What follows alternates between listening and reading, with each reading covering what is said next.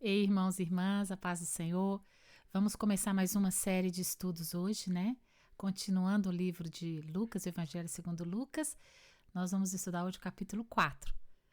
Então, nós estamos estudando na sequência. Você que está acompanhando, espero que você esteja gostando. Você pode deixar os seus comentários aí para nós termos um feedback, para sabermos qual tem sido a sua opinião. Tá bom? Vamos orar? Pai, obrigada por esse dia, obrigada por esse maravilhoso privilégio de estudarmos juntos a Tua Palavra, por mais uma semana que se inicia, pelo Seu cuidado e proteção, pelos Seus livramentos. Conduz-nos, ó Deus, durante o estudo dessa palavra maravilhosa que é a Tua Palavra para nós. Conduz-nos para a honra e glória do Teu nome. Nos méritos de Jesus, Paizinho querido, nós te pedimos. Amém. Então, irmãos, vamos abrir a Palavra de Deus no Evangelho segundo Lucas, capítulo 4. Vamos ler juntos? A tentação de Jesus. Jesus, cheio do Espírito Santo, voltou do Jordão e foi guiado pelo Espírito Santo ao deserto, onde durante 40 dias foi tentado pelo diabo. Não comeu nada naqueles dias e ao fim deles teve fome. O diabo lhe disse então: se és filho de Deus, manda que essa pedra se transforme em pão. Mas Jesus lhe respondeu: está escrito, nem só de pão o homem viverá, mas de cada palavra de Deus. E o diabo o levou, lhe mostrou num relance todos os reinos do mundo. E lhe disse: dar-te-ei toda a autoridade e a glória desses reinos, porque me foram entregues, e as dou a quem eu quiser. Portanto, se prostrado me adorares, tudo será teu. Mas Jesus lhe respondeu: está escrito, ao Senhor teu Deus adorarás e só a ele servirás. Então o diabo o levou a Jerusalém, o colocou sobre a parte mais alta do templo e disse: se és filho de Deus, joga-te daqui para baixo, porque está escrito, ele ordenará a seus anjos a teu respeito para que te guardem, e eles te sustentarão nas mãos para nunca tropeçares em alguma pedra. E Jesus lhe respondeu: está dito, não tentarás ao Senhor teu Deus. Quando terminaram todas essas tentações, o diabo se apartou dele até o tempo oportuno. Vamos continuar agora a segunda perícope desse capítulo. Jesus é expulso de Nazaré. Jesus regressou para a Galileia no poder do Espírito, e sua fama se espalhou por toda a região ao redor. Ensinava nas sinagogas e era glorificado por todos. Ele foi a Nazaré, onde fora criado, e segundo o seu costume, num sábado entrou na sinagoga e levantou-se para ler. Foi-lhe entregue o livro do profeta Isaías, e quando abriu o livro, encontrou o lugar onde está escrito: o Espírito do Senhor está sobre mim, pois que me ungiu para evangelizar os pobres, enviou-me para proclamar liberdade aos presos e restauração da vista aos cegos, para libertar os aprisionados e proclamar o ano aceitável do Senhor. Ele fechou o livro, devolveu ao assistente e sentou-se. Toda a sinagoga tinha os olhos fitos nele. E Jesus passou a lhes dizer: hoje se cumpriu a escritura que acabais de ouvir. Todos davam testemunho dele e se maravilhavam das palavras de graça que saíam dos seus lábios. Perguntavam: não é esse o filho de José? Jesus lhes disse: sem dúvida me citareis esse provérbio: médico, cura-te a ti mesmo. Faz aqui em tua terra tudo aquilo que ouvimos ter acontecido em Cafarnaum. E continuou: em verdade vos digo que nenhum profeta é bem recebido em sua própria terra. Na verdade vos digo que muitas viúvas haviam em Israel nos dias de Elias, quando o céu foi fechado por 3 anos e 6 meses e houve grande fome em toda a terra. E Elias não foi enviado a nenhuma delas, senão a uma viúva de Serepta, na região de Sidom. Havia também muitos leprosos em Israel nos dias do profeta Eliseu, e nenhum deles foi purificado, senão o sírio Naamã. Ao ouvirem essas palavras, todos na sinagoga se encheram de ira. Levantaram-se, expulsaram da cidade, levaram ao topo do monte sobre o qual a cidade deles estava edificada para jogá-lo precipício abaixo. Mas Jesus passou pelo meio deles e retirou-se. E desceu a Cafarnaum, cidade da Galileia, e no sábado ensinava o povo. Todos ficavam muito maravilhados do seu ensino, porque a sua palavra era com autoridade. Na sinagoga estava um homem possesso de um espírito imundo. Ele gritou em alta voz: que temos nós contigo, Jesus Nazareno? Vieste nos destruir? Bem sei que és o Santo de Deus. Mas Jesus o repreendeu e disse: Cala-te e sai dele. O demônio, depois de jogá-lo no chão, diante de todos, saiu dele, sem lhe fazer mal algum. E todos ficaram muito admirados e comentavam entre si: Que palavra é essa? Aos espíritos imundos ele ordena com autoridade e poder, e eles saem. Sua fama se espalhava por todos os lugares daquela região. Jesus deixou a sinagoga e foi para a casa de Simão. A sogra de Simão estava doente, com febre muito alta, e rogaram a Jesus por ela. Ele se inclinou para ela, repreendeu a febre e esta deixou. Imediatamente ela se levantou e passou a servi-los. Ao pôr do sol, todos os que tinham enfermos de vários tipos de doenças os traziam a Jesus, e ele, impondo as mãos sobre cada um, os curava.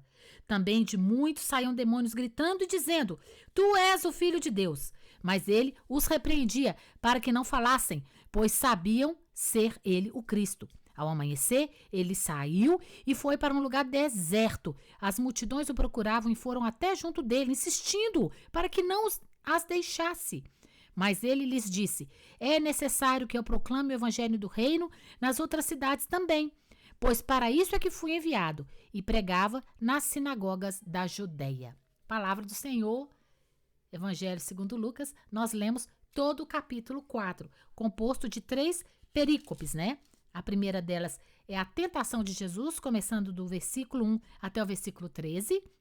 A segunda é o momento que Jesus é expulso de Nazaré, sua cidade, né?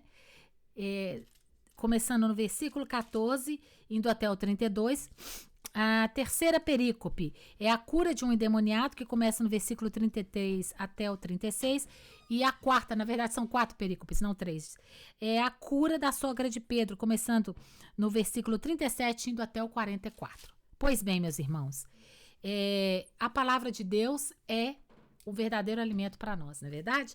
Nós podemos observar aqui na leitura que existe uma situação bem particular. Jesus está cheio do Espírito Santo.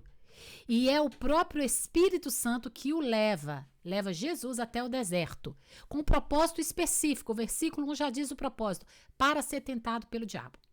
Na semana passada, no capítulo 3, eu compartilhei com vocês, quem não assistiu, vale a pena assistir para poder acompanhar a sequência do raciocínio, mas eu compartilhei com vocês que Jesus, ao ser batizado por João Batista, ele vai ver os céus abertos. Vocês se lembram da leitura?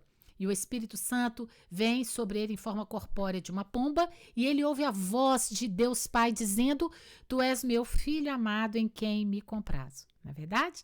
Ele apresenta, o Pai apresenta Jesus: esse é meu filho amado em quem me comprazo. Então, ele está apresentando, ele está ratificando o ministério de Jesus publicamente. Do alto céu, ele ratifica o ministério do seu filho.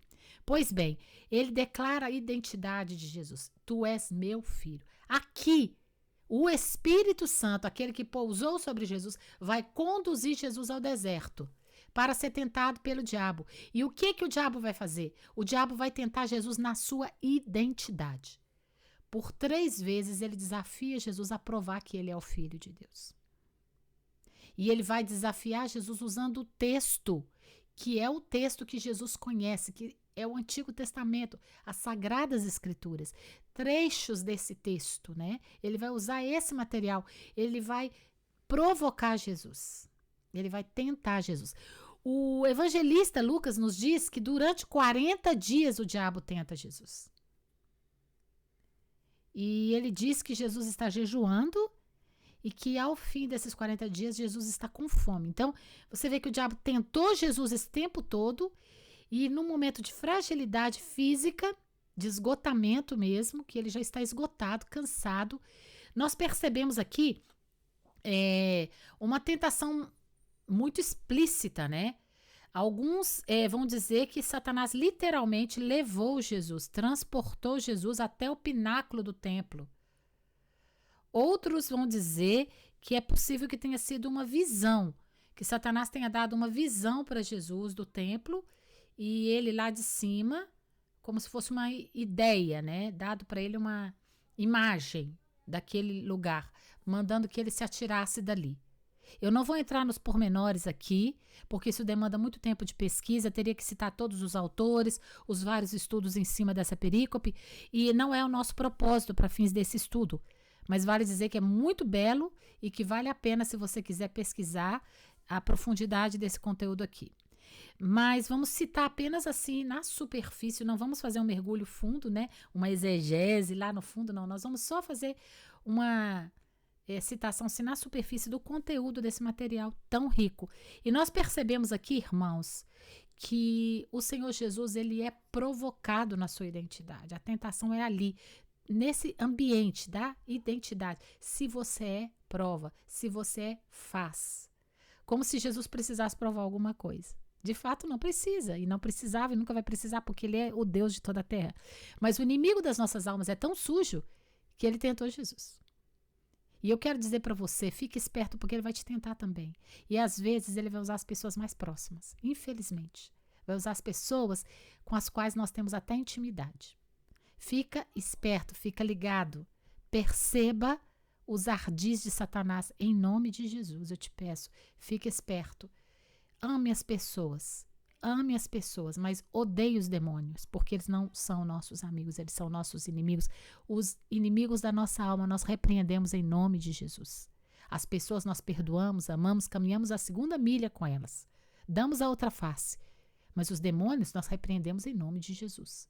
Jesus a vida inteira amou Pedro. Ele nunca negou Pedro. Foi ao contrário, Pedro é que negou Jesus. Jesus amou, caminhou a segunda milha com Pedro, perdoou, estendeu a mão quando Pedro estava afundando ali, caminhando sobre as águas, mas teve um momento que Jesus repreendeu o demônio na vida de Pedro. Às vezes a gente vai precisar fazer isso.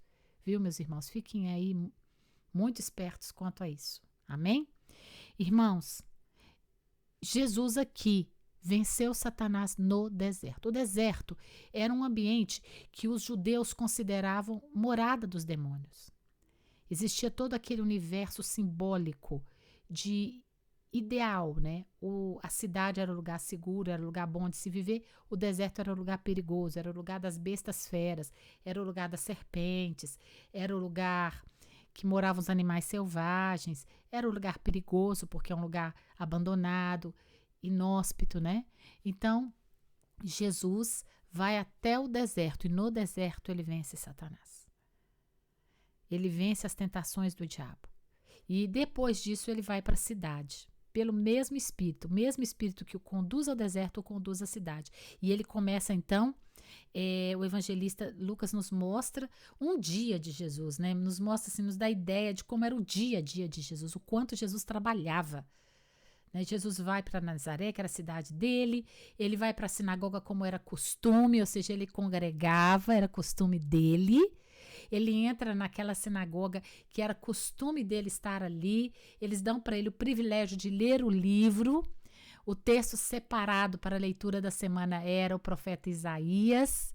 E era aquele texto lindíssimo do capítulo, se não me engano, eu acho que é 61 de Isaías, que fala que o Espírito do Senhor Deus está sobre mim. E Jesus lê esse texto e Jesus depois declara que o texto estava se cumprindo na vida dele. Ali o problema começa. Quando ele declara que ele é o cumprimento dessa palavra, eles vão se levantar contra ele. Né? Eles vão tentar o quê? Eles vão tentar jogar Jesus muro abaixo, né? Digamos assim, ribanceira abaixo. Eles vão tentar matar Jesus. Eles vão negar Jesus aqui e vão se levantar contra ele. Você leu comigo e você sabe que eles estão fazendo isso mesmo. Eles vão expulsá-lo da cidade. Olha lá o versículo 29. Levantaram-se, expulsaram-no da cidade e levaram até o topo do monte sobre o qual a cidade deles estava edificada para jogá-lo precipício abaixo. Ou seja, eles queriam mesmo fazê-lo. Né? Mas olha que interessante, o versículo 30 diz: mas Jesus passou pelo meio deles e retirou-se. Eu fico imaginando esse momento, a autoridade. Ele venceu Satanás lá no deserto. Satanás levou ao alto de um monte, mostrou as cidades, a glória dos reinos e disse: eu te dou isso tudo se você se prostrar e me adorar. Ele venceu Satanás. Certo? Agora ele tem uma autoridade. Quando ele está no topo ali da cidade e eles querem jogá-lo lá embaixo, ele tem uma autoridade que o Pai lhe confere autoridade e ele caminha no meio das pessoas.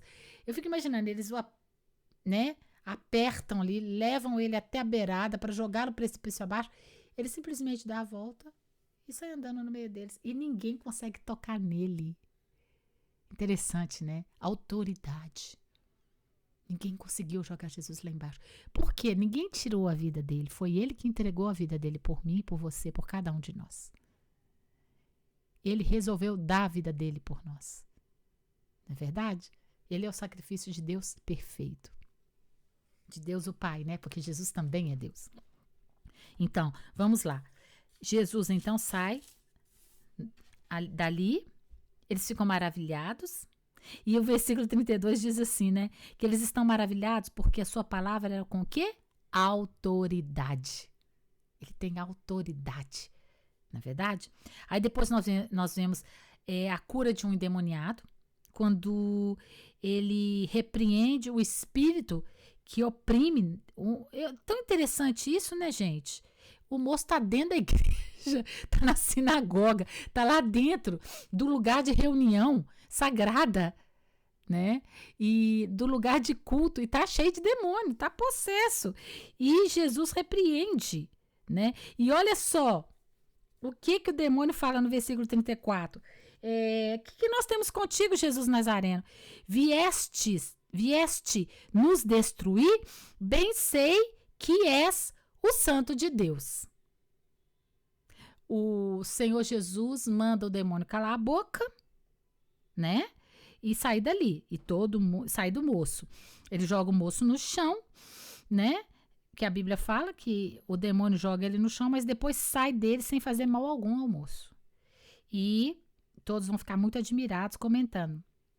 Que palavra é essa? Aos espíritos imundos ele ordena com autoridade e poder e eles saem. Então, olha, ele tem autoridade, as pessoas estão reconhecendo que a palavra dele tem autoridade, eles estão percebendo que os espíritos imundos saem, porque a palavra dele tem tanta autoridade que liberta o oprimido. E aí, na sequência, nós vamos ver que a palavra dele tem tanta autoridade que cura um enfermo. Né? Então, ele vai entrar na casa de Pedro, e Pedro está com a sogra dele doente, né? E na cama com febre, e Jesus vai chegar até ela, e olha o que Jesus faz, versículo 39, ele se inclinou para ela, repreendeu a febre, e esta a deixou. Imediatamente ela se levantou e passou a servi-los. E aqui nós vemos novamente que as pessoas vão perceber que ele tem autoridade para curar, e vão trazer o quê? Os doentes para Jesus. Então, ao pôr do sol, todos os que tinham enfermos, versículo 40, de vários tipos de doença, os traziam a Jesus, e ele, impondo as mãos sobre cada um, os curava. Também de muitos saíam demônios gritando e dizendo, olha só, irmãos queridos, presta atenção nisso. Versículo 41, o que os demônios estão dizendo? Olha lá, tu és o Filho de Deus. Ops. Peraí, lá no deserto, Satanás está pedindo Jesus para provar para ele que ele é o Filho de Deus. Se tu és o Filho de Deus. Se tu és o Filho de Deus.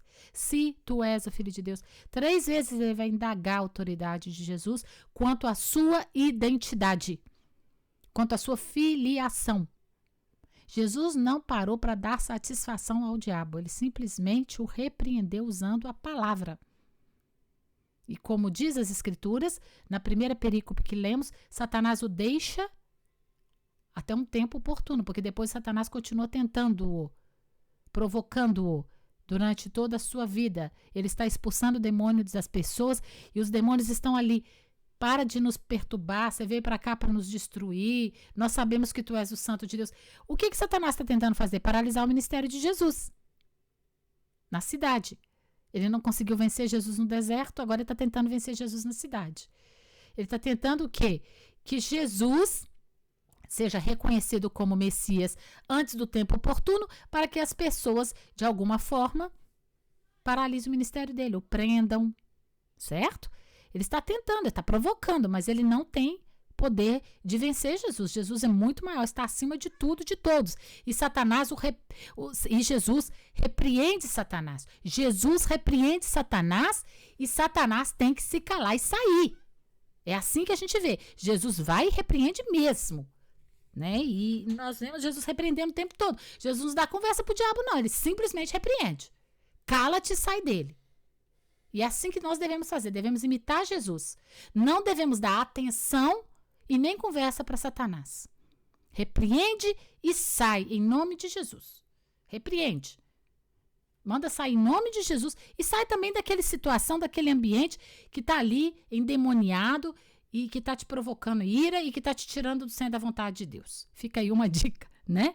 Apenas uma dica para você. Repreende os demônios e também sai desse ambiente. Não fica ali num lugar que está desgastando a sua vida espiritual. Amém? Porque é o que Jesus faz. Jesus repreende os demônios e ele vai continuar fazendo a obra do Pai. Até mesmo quando a situação, digamos assim, está favorável, as pessoas estão satisfeitas com o que ele está fazendo e elas tentam paralisar o ministério de Jesus, dizendo, Jesus, fica aqui, né? Fica com a gente. O que Jesus vai dizer? Eu tenho que cumprir o chamado que o Pai me deu para fazer. Eu tenho que evangelizar. Olha o que Jesus está falando. Olha, ao amanhecer, vamos lá ver o que acontece no versículo 42. Ao amanhecer, ele saiu e foi para um lugar deserto. As multidões o procuravam e foram até junto dele, insistindo para que não os deixasse. Jesus repreendia os demônios. Jesus curava. Fica com a gente, né? A gente gosta de você. Sua palavra é boa. Não é verdade? Eles não viram que a palavra dele era cheia de autoridade? Mas ele lhes disse, é necessário que eu proclame o evangelho do reino de Deus nas outras cidades também, pois para isso é que fui enviado. E pregava nas sinagogas da Judéia. Irmãos, Jesus tinha plena consciência da sua identidade e do seu chamado. Ele sabia quem ele era, ele sabia que ele era o Filho de Deus, ele não precisava que nem as pessoas, nem os demônios declarassem isso para ele, porque ele já sabia que ele era e também não precisava provar para ninguém. E ele também sabia qual era o seu chamado. E ele cumpre esse chamado, ele não se deixa seduzir nem pelos elogios e nem pelas críticas. Ele não se deixa paralisar nem pela tentativa de matá-lo, como nós lemos aqui, tentaram matá-lo, jogá-lo precipício abaixo. Isso não paralisou o ministério de Jesus, mas ele também não se deixa paralisar pelos elogios. Ah, tá tão bom aqui, fica aqui com a gente. Não, eu vou cumprir o meu chamado, aquilo que o Pai mandou eu fazer. Eu tenho que fazer. E ele sai e vai fazer. Então, fica aqui para nós uma dica. Jesus é o nosso modelo, é o nosso padrão. Nós devemos buscar imitá-lo em tudo. Na sua vida, na sua obra, no seu comportamento, não é verdade? E ele sabia quem ele era. Ele já sabia o que ele tinha que fazer. E ele fez.